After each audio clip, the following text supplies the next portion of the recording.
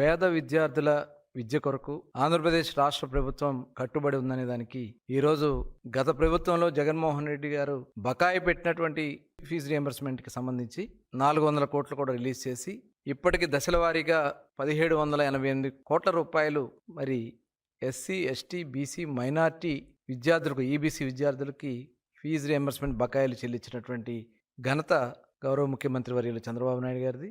అలాగే విద్యాశాఖ మంత్రి నారా లోకేష్ గారు చొరవతో మరి ఏ ఒక్క విద్యార్థి కూడా ఇబ్బంది రాకుండా ఈరోజు బకాయిలు చెల్లిస్తున్నాం.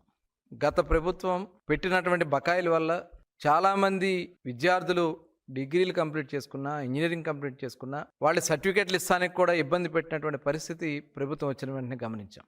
వెంటనే అన్ని స్కూల్స్కి కూడా క్లియర్ ఇన్స్ట్రక్షన్స్ ఇచ్చి ఏ ఒక్క విద్యార్థిని ఇబ్బంది పెట్టొద్దు, మీ బకాయిలు మొత్తం కూడా కూటమి ప్రభుత్వం చెల్లిస్తుందని చెప్పి హామీ ఇచ్చి ఆ హామీని నిలబెట్టుకుంటా ఉన్నాం.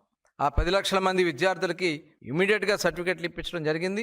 ఎక్కడైనా కాలేజీ వాళ్ళు ఇబ్బంది పెడితే వాళ్ళ మీద చర్యలు తీసుకున్నాను గట్టిగా కూడా ఇన్స్ట్రక్ట్ చేయడం జరిగింది. ఇవాళ జగన్మోహన్ రెడ్డి గారు మొత్తం ఫీజు రింబర్స్మెంట్ కింద 2832 కోట్ల రూపాయలు బకాయి పెట్టారు.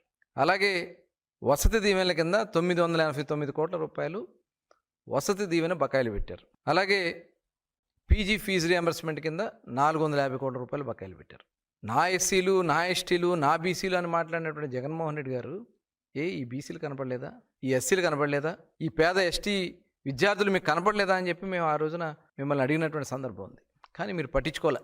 అందుకనే ఈ ప్రభుత్వం బాధ్యతాయుతంగా ఏదైతే బకాయిలు ఉన్నాయో అన్నీ కూడా కడుతూ ఆ విద్యార్థులకి ఎక్కడా కూడా ఏ ఇబ్బంది రాకుండా వాళ్ళ కార్యక్రమాలు చేస్తున్నాం. 2014-19లో 16 లక్షల మంది విద్యార్థులకి ఫీజు రియంబర్స్మెంట్ కింద 5 సంవత్సరాలు దగ్గర 10,136 కోట్ల రూపాయలు చెల్లించడం జరిగింది.